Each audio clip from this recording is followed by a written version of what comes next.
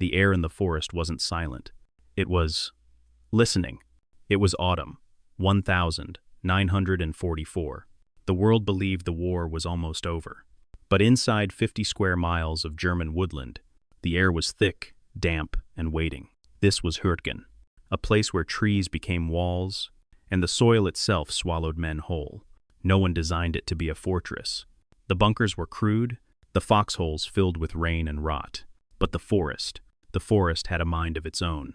For the German army, it was the perfect weapon, a living labyrinth of mud, roots, and shadows that turned rifles into whispers.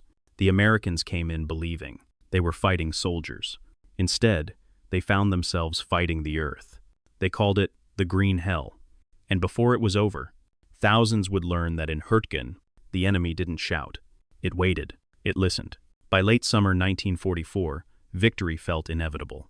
Paris was free. The Allies had chased the Wehrmacht to its doorstep. Every map, every headline, whispered the same promise. Home, by Christmas. But maps lie. And this one, the map that pointed to Hürtgen, would lie louder than all the rest.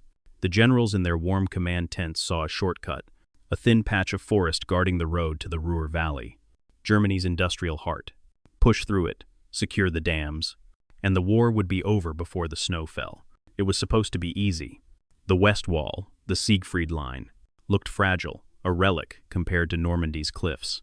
To them, Hürtgen was a formality, a box to tick. But to the men who would walk into it, it was a promise written in mud and blood. Because on that map so clean, so logical, no one had drawn the fog. No one had marked the places where the trees would swallow the sky. The Americans thought they saw a path to victory. Instead, they were staring at a mirage, a green shadow that would consume everything they sent into it. The Hürtgen forest was not a battlefield. It was a living organism, ancient, patient, and cruel.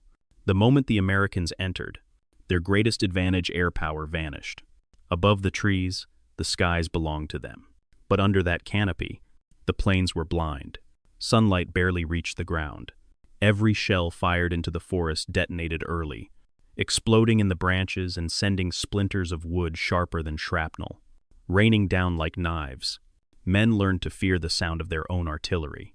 A burst in the treetops could slice through flesh as easily as it did bark. The ground was no better. Mud sucked at boots until ankles twisted. Tanks, symbols of American might, were reduced to groaning beasts trapped in roots and sludge. Shermans bogged down, their engines screaming before dying in puddles of rain and oil. The forest had turned the tools of war against their masters. Every step forward felt like sinking into a place that was older, darker, and angrier than any army could comprehend. The Americans expected resistance. What they found was something else entirely, a battlefield that thought like their enemy. For the Germans, the forest was no longer terrain. It was a weapon. They had pre-registered every slope, every crossroads, every open patch of earth for artillery fire.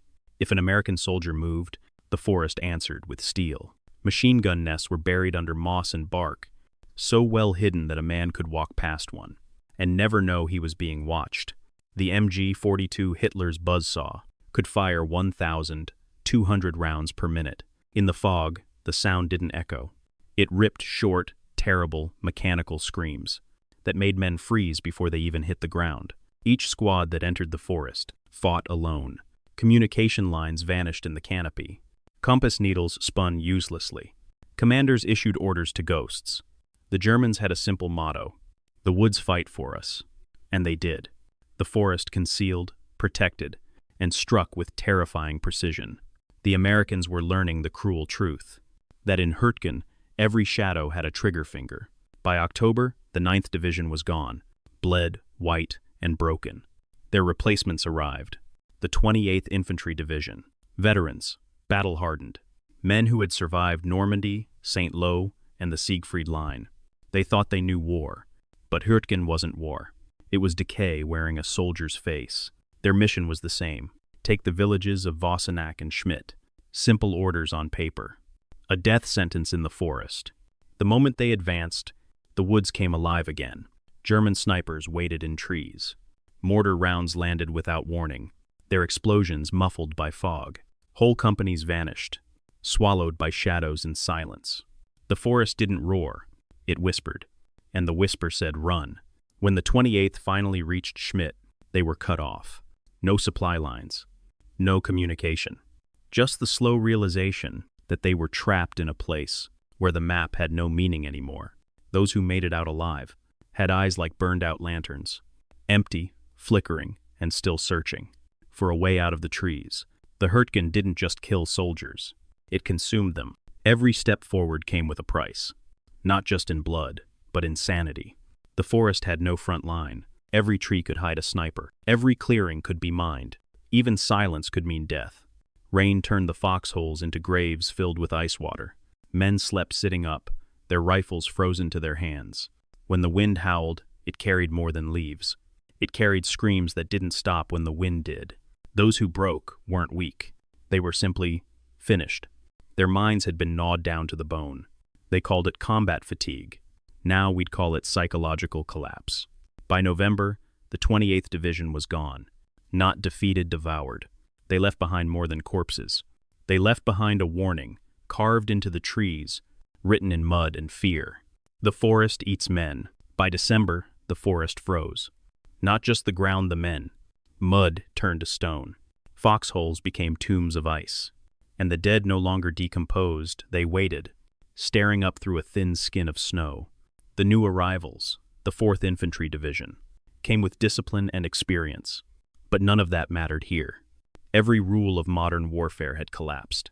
The radio was silent. The air support was blind. Even fire struggled to live in this cold. Bayonets and grenades replaced tanks and airstrikes. Men fought at 10 paces, their breath freezing mid-air, their faces hidden under frost. Evacuation was nearly impossible. Wounded soldiers were dragged for miles, on improvised sleds made of doors and branches. Some never made it out. They froze before help could reach them. The Hürtgen was no longer a place. It was a punishment, and the forest watched, silent, unmoving, patient, as both armies slowly disappeared. Beneath the snow, by winter, the question was no longer who would win, but why they were still fighting at all. The answer lay beyond the trees. In the valleys below, the Ruhr River twisted like a steel vein, and along it the dams, massive concrete walls holding back millions of tons of water. The Allies needed them intact. If the Germans destroyed those dams, the flood would drown the plains, turning every road into a lake of mud. The entire advance into Germany would stop cold. That was why the Americans couldn't bypass Hürtgen. They had to take it, to reach those dams before the Germans blew them. But the defenders of Hürtgen had another purpose. Their fanatic resistance, their suicidal defense of every bunker and ravine, wasn't just about the dams. It was a diversion.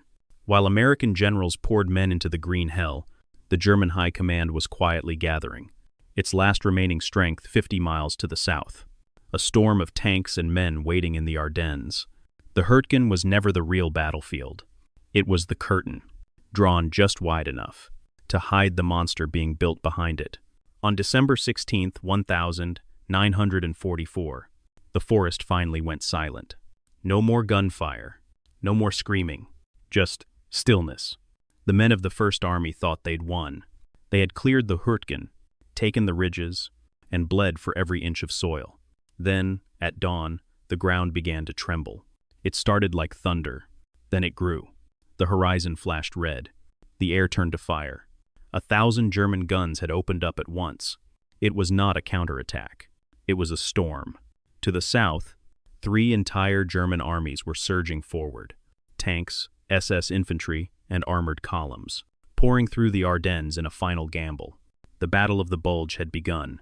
While the Americans were trapped in the forest, fighting ghosts and trees, Hitler had gathered his last strength and thrown it into one colossal strike, aimed straight at the heart of the Western Front. The quiet sector that generals once called safe had exploded into chaos. The U.S. lines folded, towns vanished, and the world's strongest army suddenly found itself, running, not advancing.